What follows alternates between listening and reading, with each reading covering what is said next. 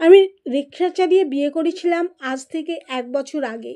আমার মতোই এক গরিবের মেয়েকে বউ করে এনেছিলাম আমি।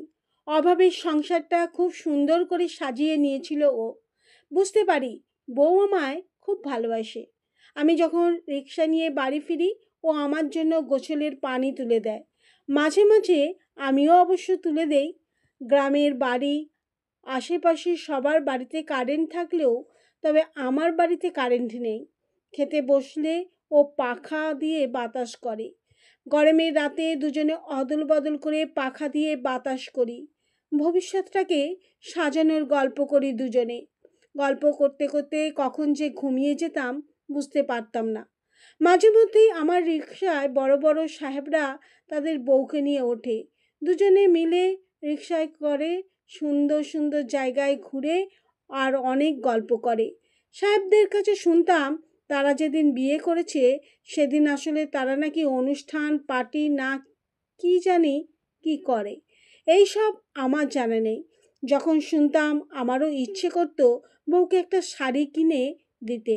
বউকে যে খুব ভালোবাসি আমি, কিন্তু পারি না। অভাবের সংসার, দিন আনি দিন খাই। তাই একটা মাটির ব্যাংক কিনেছিলাম। ওটাতে রোজ 2-4 টাকা করে ফেলতাম। দেখতে দেখতে অভাবের সংসারে আজ 1টা বছর হয়ে গেল।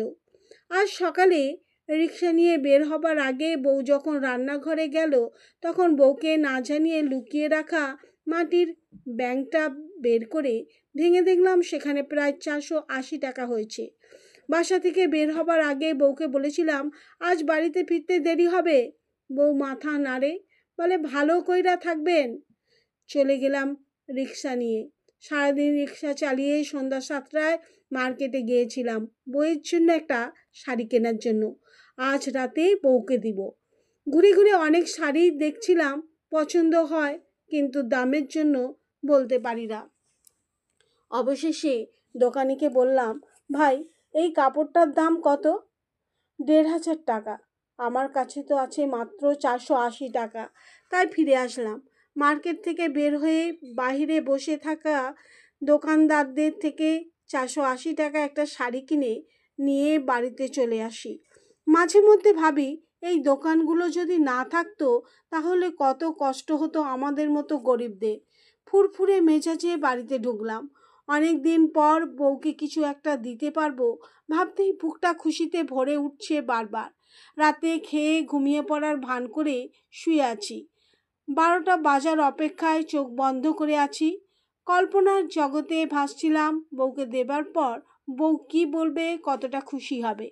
রাত 12টা বেজে গেল। বউকে ডেকে তুললাম। ডেকে তুলে বউয়ের হাতে শাড়িটা তুলে দিয়ে বললাম, বউ আজ আমাদের বিবাহ বার্ষিকী। আজকের তারিখে তুমি আমার এই কুঁড়ে ঘরটাতে এসেছিলে। আমার পক্ষ থেকে তোমার জন্য এই ছোট্ট উপহার। বউ শাড়িটা বুকে ঝরায়, চোখ দিয়ে পানি ঝরতে থাকে ওর। তারপর উঠে গিয়ে ট্যাঙ্কটা খুলে শাড়িটা রেখে দেয়। তারপর কি যেন বের করে উকি দিয়ে দেখার চেষ্টা করেও দেখতে পায় না। বউ ট্যাঙ্কটা বন্ধ করে আমার হাতে একটা লুঙ্গি দিল। কিছুটা অবাক হয়ে গেলাম আমি, কারণ টাকা পেলো কোথায়। জিজ্ঞাসা করলাম, টাকা পেলে কোথায় তুমি? অনেক দিন আগে থেকে প্রত্যেক দিন এক মুঠো করে খাবারের চাল থেকে আলাদা করে জমিয়ে রাখতাম। জমিয়ে জমিয়ে কিছুদিন আগে পাশের বাসায় ভাবির কাছে বিক্রি করে দিচ্ছি। সেই টাকা দিয়ে লুঙ্গি কিনছি।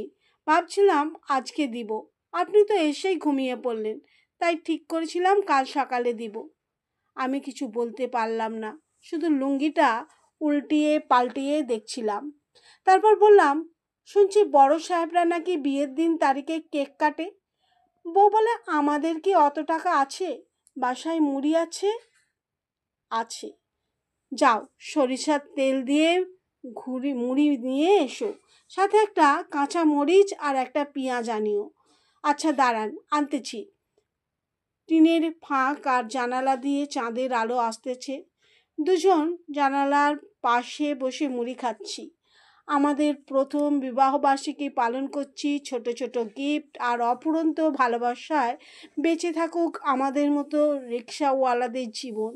ভালোবাসা কখনো টাকার উপর দাঁড়িয়ে থাকে না, থাকে এক মুঠো সম্মান, আর একটু যত্নের উপর। আজকাল অনেকেই ভাবে ভালোবাসা মানেই দামি গিফট, হোটেলে ডিনার বা বড় অনুষ্ঠান। কিন্তু সত্যিকারের ভালোবাসা তো এমনই, যেখানে দুজন মানুষ এক মুঠো মুড়ি ভাগ করে খেয়েও হাসে।